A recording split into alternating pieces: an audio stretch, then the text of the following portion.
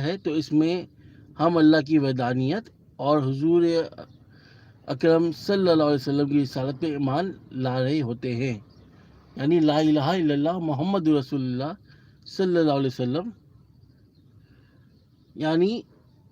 ہمارے پیارے نبی حضرت محمد مصطفیٰ صلی اللہ علیہ وسلم کے خاتم الانبیاء ہونے پر جو شک کرتا ہے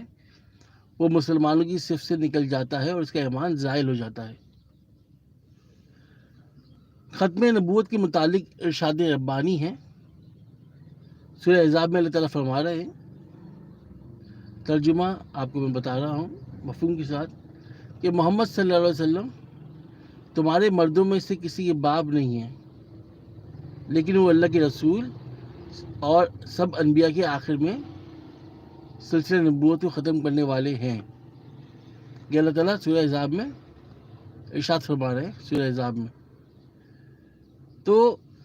حضرت محمد مصطفیٰ صلی اللہ علیہ وسلم تمام نبیوں اور رسولوں کے آخر میں تشریف لائے۔ نبوت اور رسالت کا جو سلسلہ حضرت آدم علیہ السلام سے شروع ہوا تھا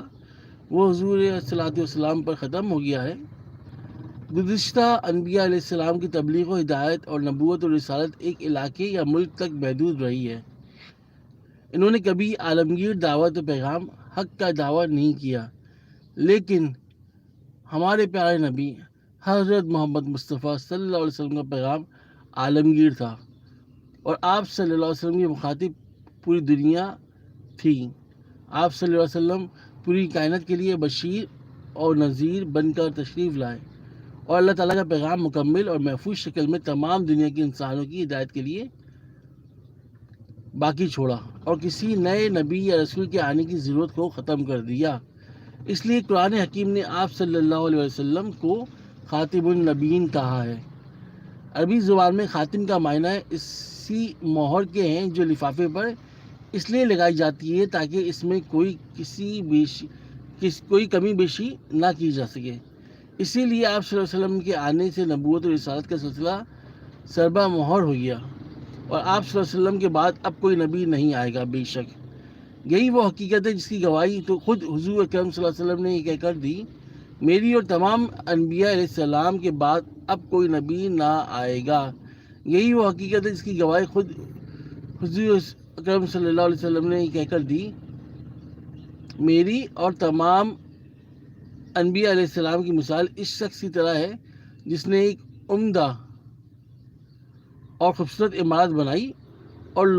لوگ اس کے آس پاس چکر لگا کر کہنے لگے، ہم نے اس سے بہترین عمارت نہیں دیکھی، مگر یہ ایک اینٹ کی جگہ خالی ہے جو کھٹک رہی ہے، تو میں اس عمارت کی وہ آخری اینٹ ہوں۔ یعنی یہ صحیح مسلم کی جو حدیث ہے، یہ وہ کوٹ میں نے کی، تو آپ اس سے اندازہ کر سکتے ہیں کہ ارشاد ربانی یعنی ہمارے جو رب ہے اس کا ارشاد، اور اس کے ساتھ ساتھ ہمارے پیارے نبی حضرت محمد مصطفیٰ صلی اللہ علیہ وسلم کا ارشاد خاتم النبیین کے حوالے سے کیا ہے، اور ہمیں عقیدہ ختم نبوت پہچاننے اور سمجھنے کی توفیق عطا فرمائے۔